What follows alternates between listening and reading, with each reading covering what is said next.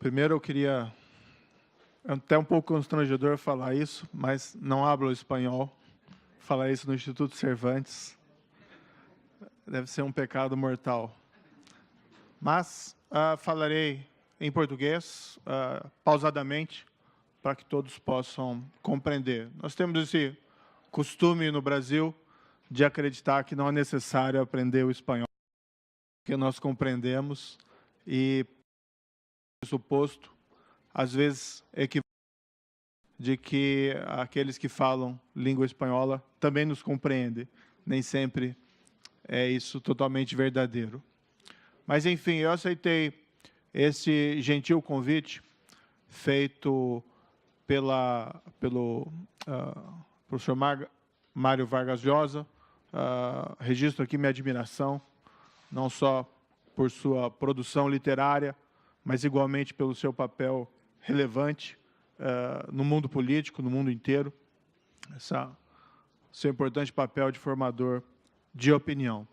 Acabei aceitando esse convite num momento um pouco difícil, se está organizando o novo governo e há muito trabalho, mas entendi que era uma oportunidade não só de conhecê-lo pessoalmente, que muito me honra, mas igualmente também de falar um pouco sobre esse novo governo e esclarecer, a meu ver, alguns equívocos que existem sobre o presidente eleito e seus planos.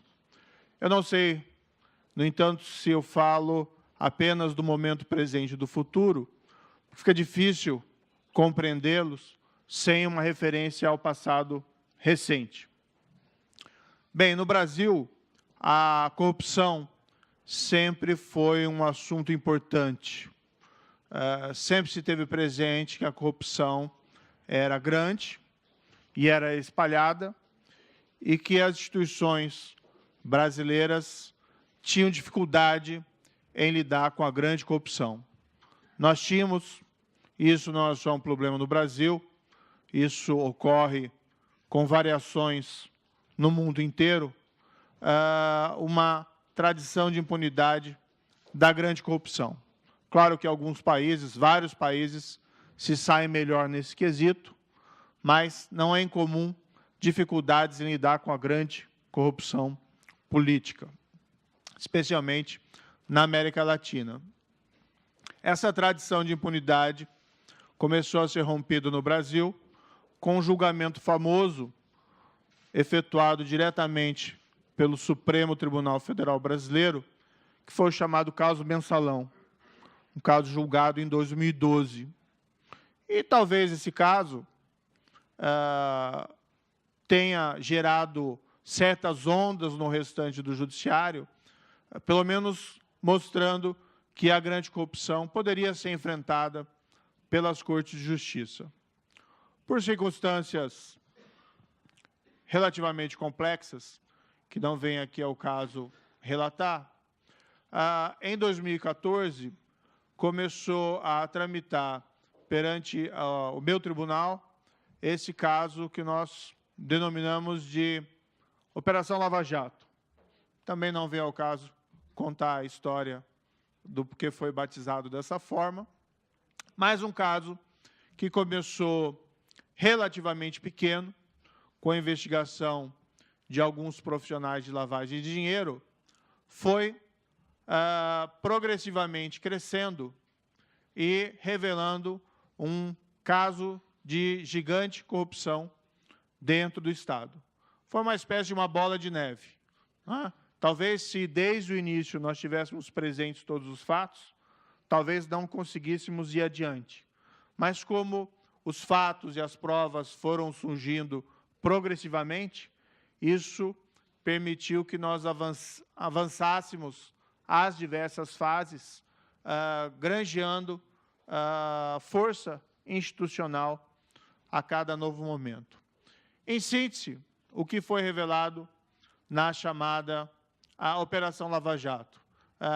Os anglo-saxões têm essa expressão, o state capture, a captura de Estado. E, basicamente, o que foi revelado foi exatamente isso. Embora o foco das investigações tenha recaído sobre a Petrobras, que, provavelmente todos sabem, é uma empresa brasileira. A maioria das ações é controlada pelo governo federal, portanto, é considerado uma empresa estatal. Não é? É uma gigante mundial na exploração de óleo e gás. Tudo na Petrobras é superlativo, inclusive, como foi descoberto, a corrupção. O que foi revelado nesse caso não foi que haviam alguns crimes de corrupção, 1, 2, uma dezena, 2 dezenas, mas foi revelado aquilo que nós chamamos de um sistema de corrupção. Há uma corrupção sistemática. Isso eu ouvi de vários dos envolvidos no caso, pessoas que confessaram os seus crimes, que a corrupção era a regra do jogo nos grandes contratos. Em cada contrato da Petrobras, com suas principais fornecedoras, se pagava, a palavra em espanhol, salvo engano, é coima, de cerca de 1 a 3% do valor do contrato. Como os valores são superlativos, nós estamos falando de centenas de milhões de reais ou centenas de milhões de dólares. Também é revelado que metade desses valores eram destinados a funcionários da empresa, aquilo que chamavam jocosamente como para casa, e a outra metade era destinado a agentes políticos ou a partidos políticos que haviam, no desenho da configuração do poder, loteado politicamente os cargos na Petrobras. Então, o diretor da Petrobras era nomeado, tendo por padrinho um agente ou um partido político, e a função específica dele, a principal, era arrecadar recursos para aquele agente político ou para o partido político. Nesse processo, os executivos da Petrobras também encontraram uma forma de enriquecer a si próprios. Esse dinheiro, que era cobrado dessas fornecedoras, destinado aos agentes políticos e partidos políticos, serviam ou para enriquecer ilicitamente os agentes políticos, ou, o que eu até acho que é relativamente pior, para financiamento ilegal de campanhas políticas, subvertendo o processo democrático. Foge-me aqui as cifras exatas, mas, nesse caso, existem uma série de ações penais, acusações formuladas só na minha ex-Corte de Justiça em Curitiba, mais de 200 pessoas, sendo que cerca de 150 pessoas foram condenadas por crimes de corrupção, lavagem de dinheiro e associação criminosa. Entre os condenados, se tem executivos da Petrobras, um fato ilustrativo, 4 ex-diretores da Petrobras, todos eles com contas milionárias em paraísos fiscais ou em países com regras de sigilo bancário mais estritas, da ordem de dezenas de milhões de dólares ou de euros, pagadores da coima, aqui incluindo grandes executivos e até proprietários das principais empresas brasileiras de construção industrial,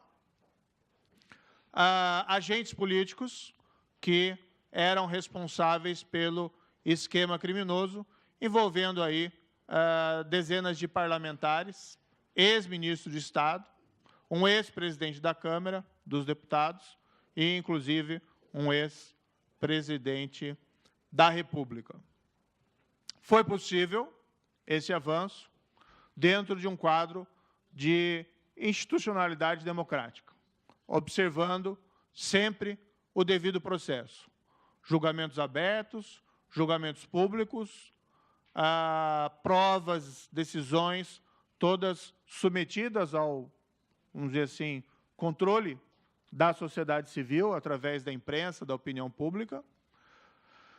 A dimensão desses casos gerou uma grande satisfação popular. Milhões de brasileiros saíram às ruas protestando contra a corrupção.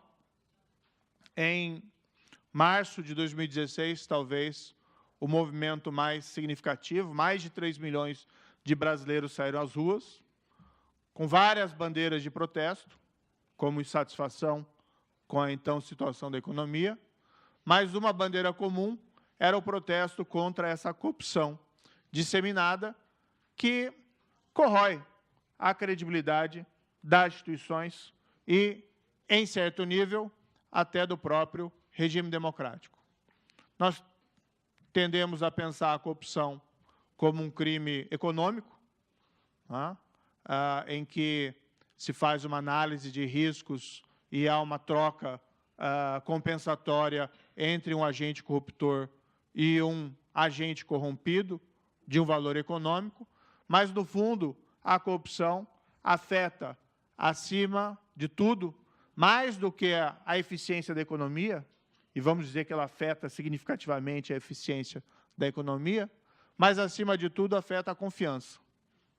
O agente público, seja ele eleito, ou seja, ele tendo obtido aquela posição de alguma outra forma, um técnico nomeado, por exemplo, ele trai a confiança daquele cargo e daquele mandato.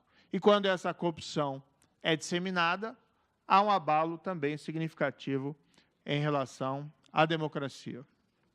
Há um álibi utilizado por alguns desses criminosos que se corromperam, de que tudo não passou de uma perseguição política a determinados partidos. Mas, se forem analisados os casos concretos, as provas existentes, se verifica que ninguém foi condenado com base na opinião política, mas sim por conta de crimes de corrupção e de lavagem de dinheiro e associação criminosa. É fato que, tratando-se de um esquema criminoso em que a principal estatal brasileira, mas não só ela, vamos só dizer que no curso das investigações também foi descoberto que esse mesmo esquema criminoso se espalhou por outros setores do governo brasileiro. Mas se o esquema criminoso envolve a captura da estatal para fins de enriquecimento ilícito de agentes políticos e de financiamento ilegal de partidos políticos, é natural que os mais afetados sejam aqueles que controlam o governo naquele específico momento. Então, é natural que, de certa forma, as investigações tenham recaído mais em cima do partido que controlava o governo naquela época. Às vezes eu brinco sobre essa crítica, falando, olha, isso é a mesma coisa que criticar o Watergate, porque não foram encontradas provas contra democratas. Simplesmente é uma afirmação que não faz sentido. Mas, ainda assim, merece referência o fato de que foram condenados agentes políticos de diversos partidos, não somente de partidos da esquerda. Partidos que faziam parte da coalizão governamental, mas longe de serem caracterizados como partidos de esquerda. Para ficar apenas aqui um exemplo, em 2 expoentes que foram condenados de ambos espectros políticos, nós temos o ex-presidente Luiz Inácio Lula da Silva e nós temos, do outro lado, o ex-presidente da Câmara dos Deputados, Eduardo Cunha, que foi, aliás, o responsável pela condução de processo de impeachment da ex-presidente Dilma Rousseff. Pois bem, em 2016, houve, como aqui fiz referência rápida, o impeachment da presidente. Ela sofreu esse impedimento por razões envolvendo, principalmente, segundo o Congresso, fraudes orçamentárias. Na minha opinião, o real motivo foi os crimes havidos na Petrobras, mas isso não poderia ser utilizado como motivo, porque, inclusive, o próprio presidente do processo de impeachment estava envolvido nesse esquema criminoso. Mas, enfim, embora talvez por motivos não os mais apropriados, né, havia esse escândalo e havia responsabilidade governamental da anterior presidente. Com a queda do governo em 2016, isso gerou uma expectativa de que haveria uma reforma, que haveria mudanças, mas isso, infelizmente, não aconteceu de todo.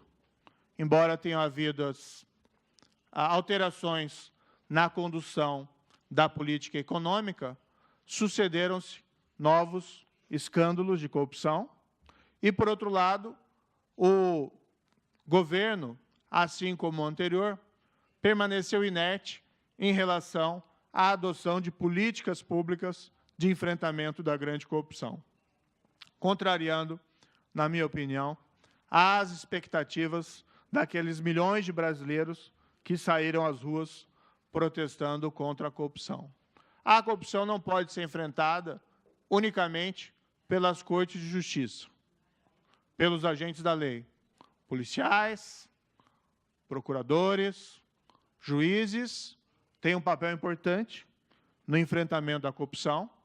É preciso que casos de grande corrupção sejam sucedidos por uma resposta institucional, que significa, no caso de provada a culpa, a responsabilização, não importando quão poderoso o corruptor ou o corrupto sejam, mas só o trabalho das Cortes de Justiça não é suficiente.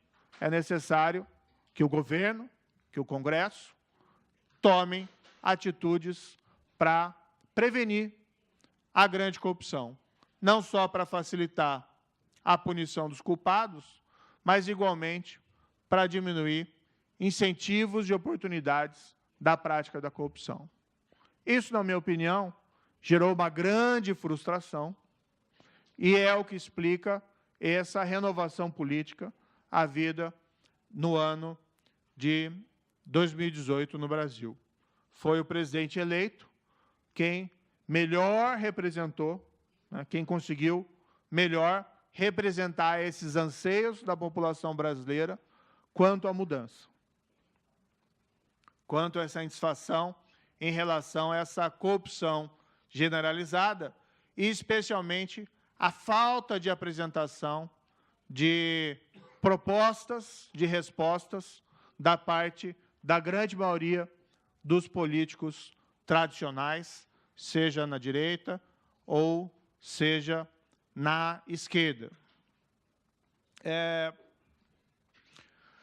Nesse processo, merece apenas referência, aqui não posso me aprofundar muito, mas que no curso das investigações também foi descoberto que algumas dessas grandes empresas brasileiras haviam pago suborno para agentes públicos e políticos de outros países, especialmente da América Latina e da África. Caso de Odebrecht, principalmente. A política do Brasil tem sido a de compartilhar essas provas, eventualmente com algumas condições, porque boa parte dessas provas foram obtidas através de acordos de colaboração, e esses acordos de colaboração normalmente envolvem uma proteção aos colaboradores. Nós não podemos simplesmente obter a prova dos colaboradores e entregá-las a jurisdições estrangeiras sem alguma espécie de proteção aos colaboradores. O que não impede que os países que aceitem essas condições utilizem essas provas para processar principalmente aqueles que receberam suborno, os agentes políticos ou públicos dos respectivos países. Além do que, também não se deve, pode-se utilizar essas provas. Normalmente, a minha compreensão é que, normalmente, nesses esquemas de grande corrupção, isso, infelizmente, não acontece uma vez, 2 vezes, isso acontece várias vezes, e eu não acredito em vários desses países em que funcionários receberam suborno, que eles só tenham recebido suborno de empresas brasileiras. No próprio Brasil, há casos também de executivos da Petrobras que receberam subornos de empresas estrangeiras. Então, essas provas podem ser bastante valiosas para serem utilizadas nos países onde ocorreram esses subornos, para que se possa desmantelar esquemas criminosos, até mesmo mais amplos. Vários países têm feito um trabalho significativo, inclusive o caso do Peru. Outros países, nem tanto. Cada país tem adotado uma postura diferente, alguma mais intensa, outra não tão intensa, em relação a essas provas.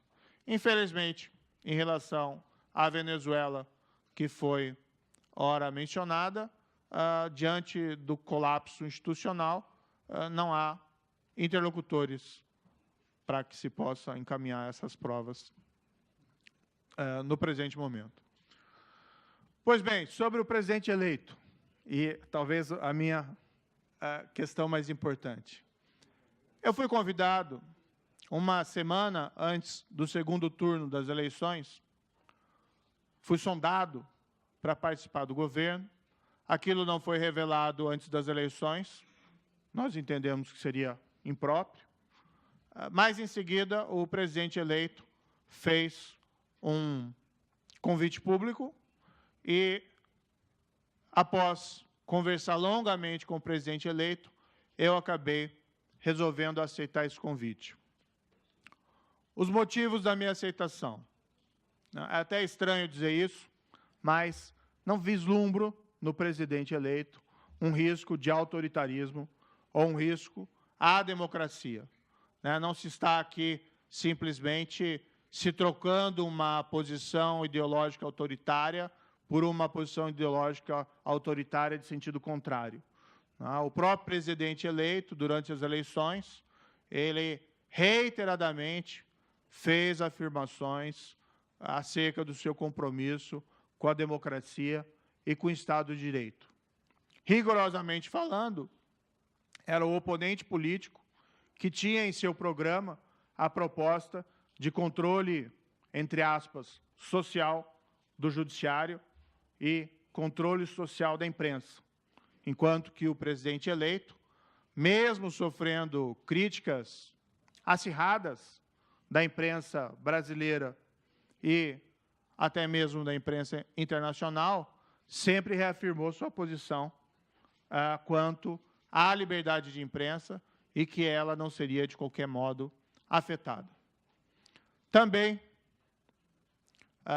é também estranho, um pouco, dizer isso, mas já que existe uma imagem, às vezes distorcida, em relação ao presidente eleito, eu jamais aceitaria uma posição no governo se vislumbrasse qualquer risco de discriminação de minorias. Pessoas, às vezes, fazem afirmações infelizes no passado. Isso não significa que se traduz em políticas públicas concretas e não existe nenhuma perspectiva de ser adotadas políticas discriminatórias contra minorias no Brasil. Todos têm direito à igual proteção da lei e esse também é um compromisso do novo governo. Não existe nenhuma espécie de risco em relação a essa espécie.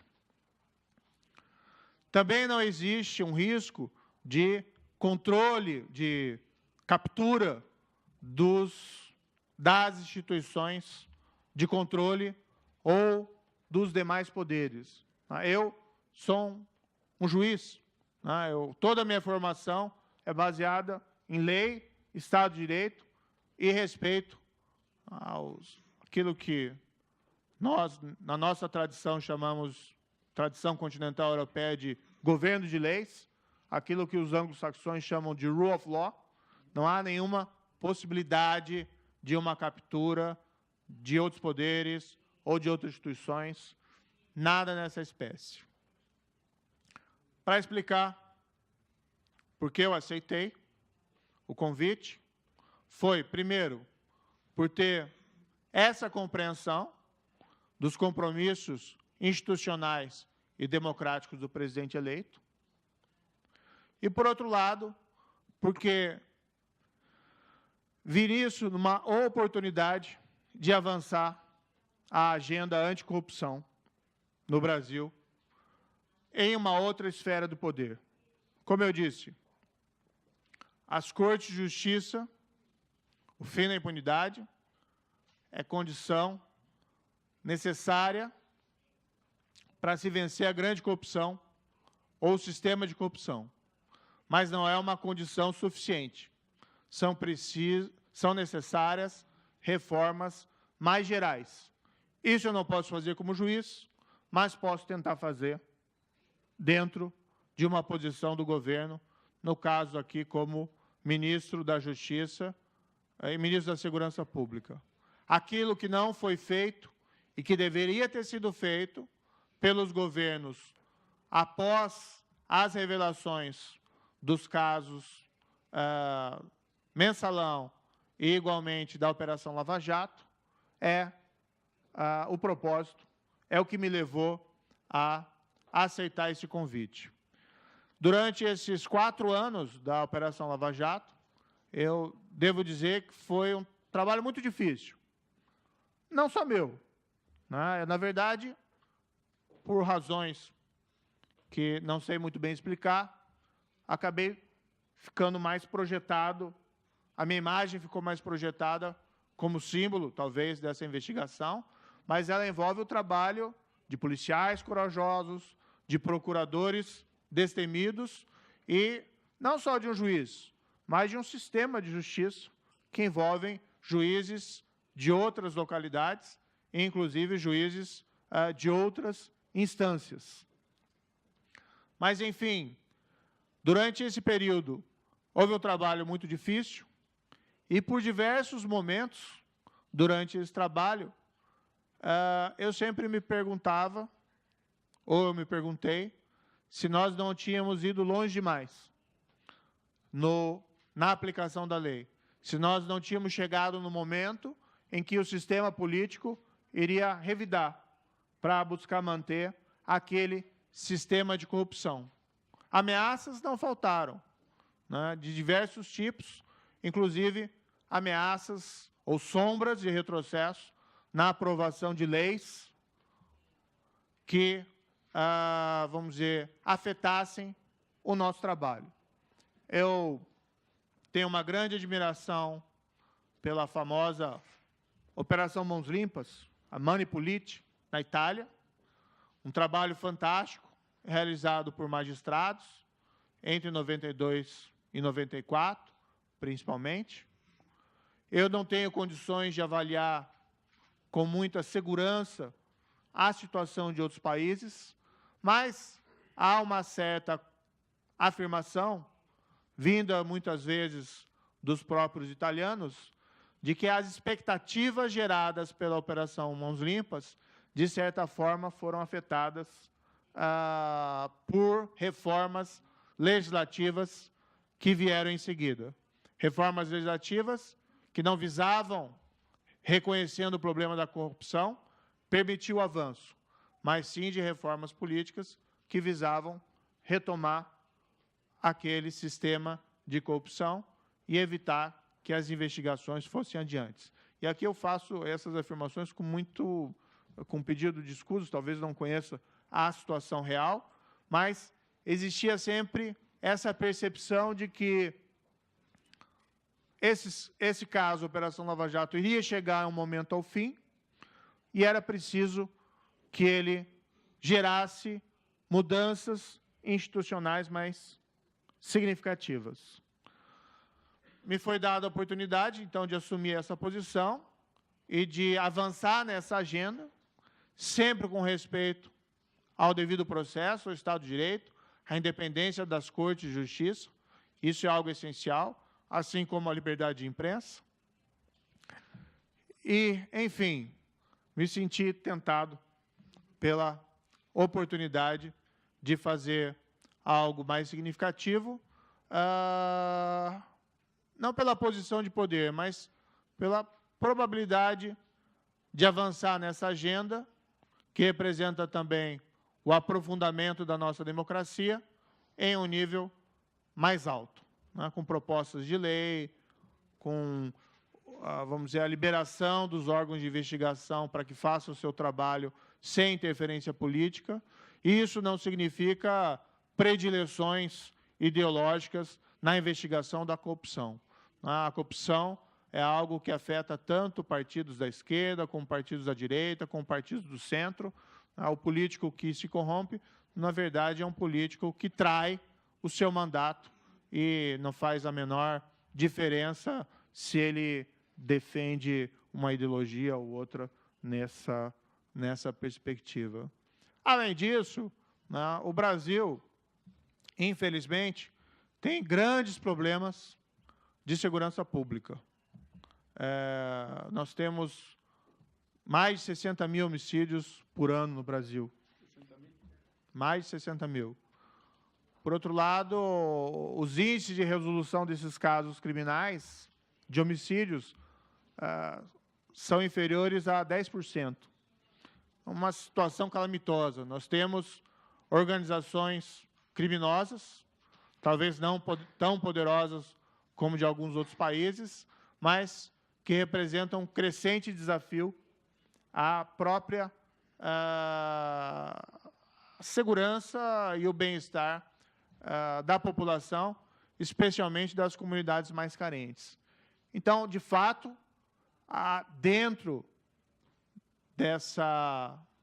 vamos dizer, das propostas do novo governo, e nisso eu me insiro como ministro da Justiça, há realmente uma intenção de endurecimento, né? Mas não contra as liberdades democráticas, sim contra a grande corrupção, contra o crime organizado e contra o crime violento.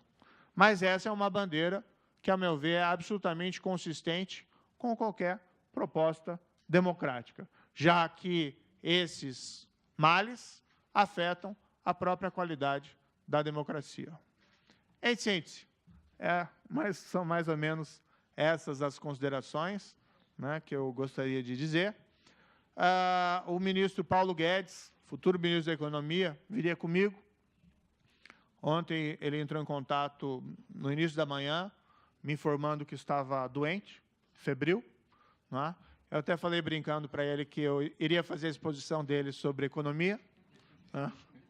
Falar sobre câmbio, essas coisas, mas não me sinto habilitado para tanto. O que poderia apenas dizer, né, isso é a posição pública dele, que a proposta econômica é uma proposta liberal, né, de abertura, e nada mais direi para não cometer aqui grandes equívocos nessa área. Enfim, é o projeto de um governo, sei se qualifico de direita ou conservador, mas é um governo absolutamente compromissado com as instituições e com a democracia. Não há nenhum risco nisso. No caso da minha pasta em particular, como disse, né, sempre aí observando o devido processo, mas é realmente necessário o endurecimento contra esses três elementos: grande corrupção, crime organizado e crimes violentos, para que nós possamos aí ter um melhor país para todos. Muito obrigado.